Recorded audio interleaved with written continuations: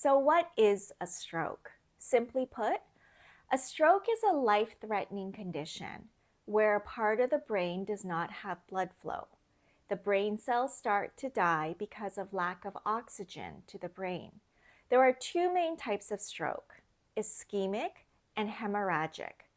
An ischemic stroke happens when the blood vessel is blocked. A hemorrhagic stroke happens when there is bleeding in the brain. Now, this is the medical explanation of a stroke. But let me tell you what a stroke really is. A stroke is like an ambush predator. It sits and waits patiently. Then it launches a swift and overwhelming attack when the prey is completely unaware. Most stroke survivors and their families will tell you it came out of nowhere. It is often camouflaged, so the presence of looming danger is hidden from sight. Most stroke survivors and their families will tell you there were no signs or symptoms. It is merciless and vicious and never leaves the prey unscathed. All stroke survivors and their families will tell you our lives will never be the same. All stroke survivors and their families have a unique story about what happened at the time of the stroke. But that's just the introduction. The real story begins after you survive the initial trauma of the stroke and you're left to navigate a health system that is completely foreign to you. Well, the health system was very foreign to me, at least. I learned very quickly that in British Columbia, there are 5 different health authorities. We live in Surrey. We were sent to Langley Memorial Hospital, which is under the Fraser Health Authority. However, the stroke was too severe for them to handle there, so they sent us to Vancouver General Hospital, which is under the Vancouver Coastal Health Authority. Now, why am I telling you this? And how is this relevant to anyone who doesn't live in British Columbia? The underlying message for all caregivers is this: no matter which health authority you're under, no matter what kind of a health system you live in, you need to advocate for your loved ones. So stay with me. There is a point to all of this. I was expecting to be at Vancouver General for a very long time, and I thought they would only send us home when Joshua was healed, walking and talking and back to his regular self. Apparently, it doesn't work that way. Once a patient is deemed medically stable, they start the process of transferring back to the proper health authority. And once you're back where you should be, they decide the next steps for you.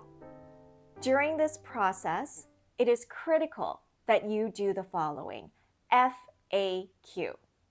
I made up my own acronym for this. It's not frequently asked questions, but this is a caregiver's FAQ when you're in the hospital and discussing the next steps. F, focus. Pay attention and focus to what they are telling you. Put away all distractions and listen carefully. And if you are not able to do that for yourself, then ask a friend or a family member to be with you during those discussions. A, advocate. You know what your loved one wants. You know what they need. So ask for it. Advocate. Don't be afraid to speak up and to speak out. Q, questions. You need to ask questions. And yes, sometimes it is so overwhelming, you don't know what you don't know. So you don't know what questions to ask. Sometimes there are just way too many questions. You don't know where to start. And sometimes, well, you might just not want to hear the answers, so you don't ask. But you must ask questions. When I was younger, I was so afraid to ask questions that when I finally mustered up the courage to ask a question, and even though I didn't understand the answer, I would just smile and nod and pretend I understood. No, don't do that. Don't pretend you understand when you don't. This is not the time and place to act like you understand. So don't be afraid to ask questions. And here's a bonus tip. pen and paper. Always have pen and paper with you. Take notes. Write down the date, the time, the name, and the title of the person you are speaking with, and all the details that were discussed. And yes, I know that you can use your cell phone to take notes, and that's great. But there's a greater sense of control when you use a pen and paper. Trust me, I'm not just saying that because I'm old school. And when you're in this situation and you are completely lost and you have lost all sense of control, you need every bit of control as you can get. I had conversations with 3 different people to discuss Joshua's discharge, transfer, and the next steps. The stroke team lead doctor, the rehab team lead doctor, and the patient advocate representative. All 3 of these people were excellent and full of compassion and care, and I'm so very thankful for their service. But there are cracks in the health system, and I'm sure that families just fall through the cracks. So that's why patient advocacy is a thing, and we're told over and over again to advocate for your loved one. But how do you advocate for someone when you yourself don't know what you're doing?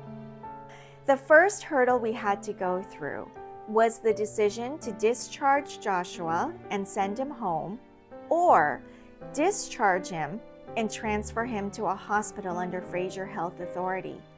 Either way, he was going to be discharged from Vancouver Hospital. Send him home? Seriously? Look at him. He could barely walk and talk and needs supervised care. They asked what kind of support system we have in place for his home care. I said nothing. We have nothing prepared, and we can't take him home now. Unless I quit my job or my kids quit school, we cannot give him the 24/7 care that he needs. And after that was taken care of and the decision was made to transfer to Langley Hospital, the next hurdle was the kind of rehab program he would get. Fraser Health Authority will make the decision depending on their availability and capacity. They will either keep him at the hospital until a spot opens up at an inpatient rehab hospital, or they will send us home and put him on a long wait list for outpatient therapy. The doctors at VGH all agreed that Joshua needs intensive inpatient therapy. And although they put in this recommendation, ultimately it is Fraser Health who will make this decision. The lack of communication between the 2 health authorities and the redundancy of tests and evaluations was completely baffling to me. This is another crack in our system. The idea that there might be a chance, no matter how small, that he might not get the care that he needs was just heartbreaking. Send him home? Wait for outpatient therapy? Seriously? I still remember the final conversation I had with the team at VGH. I said, "We're not leaving. We're going to stay here and work with your team until a spot opens up at a rehab hospital in Surrey. We'll go then."